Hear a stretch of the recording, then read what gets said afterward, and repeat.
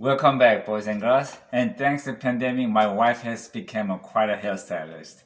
And I can honestly say now she knows every part of me. I have some viewers asking me why I started to self-film my hunt and how I do it. So through a couple of series, I want to talk about why, how, and why I enjoy it so much. First, let's talk about why. And there are really two reasons. After I retired a little bit more than 4 years ago, I was watching a lot of hunting videos. And always I was kind of left with a lot of questions on my mind, such as what kind of weather it was, what was the game movement, how early people went out, what kind of ammunition they were using, and what kind of damage it did, what kind of rifle they were shooting, and how accurate it is, and how other people process their deer. And I also noticed a lot of videos were kind of outdated. But as a hunter, I wanted to know the real-time hunting situation. So I was kind of complaining about it, and my wife told me, honey, you're retired, you got time.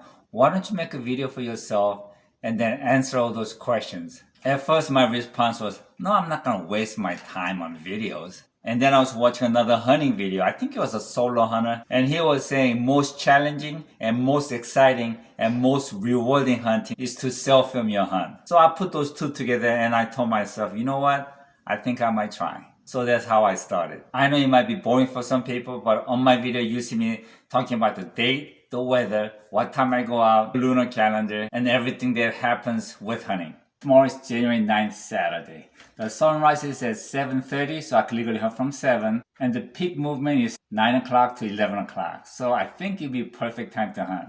And in the morning, it's going to be high 20s to low 30s, which I think is perfect. Here's the setup that I use today. This is Browning BAR in 358 Winchester, top with a Lupo scope, and the lower it's got a iron sight, see-through iron sight. I always have my watch on the rifle so I don't have to fumble looking for the time.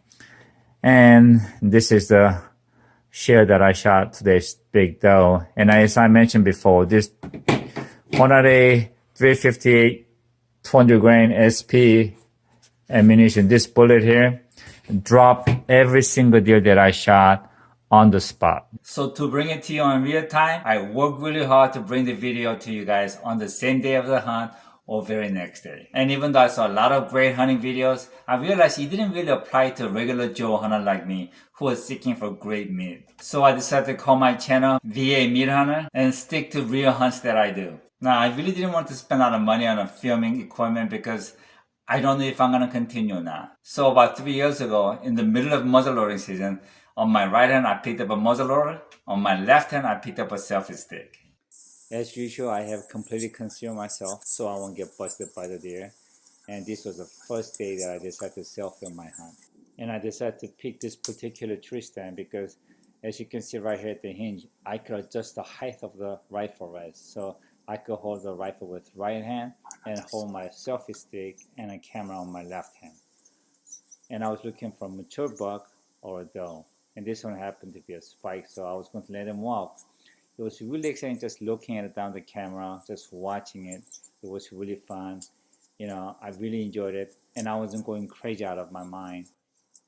And even though this spike knew that something wasn't right, and he tried to smell me, he couldn't smell me because I sprayed really well and I cover myself really well. So he's very skittish, but he can't see me.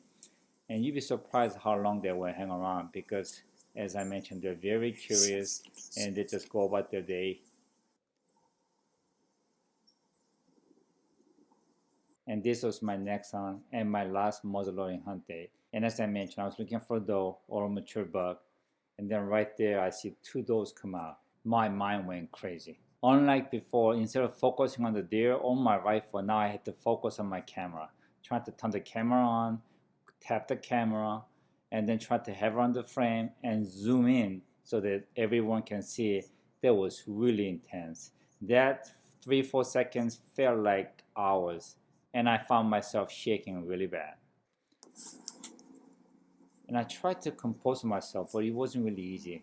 Trying to have rifle on my right shoulder and camera on my left hand, and I had to make sure she was in my frame before I could go look at my rifle. So I tried to stop her, and she won't stop. So I'm right here. I'm kind of losing it. Intensity was really high, and once I knew that she was in my camera frame, then I could look down my scope and then tried to stop her and pull the trigger.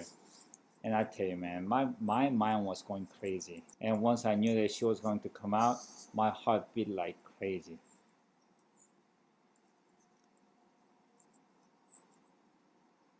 And right here, I knew she was in my frame. And I had my rifle right at her, looking down the scope. And then it happened.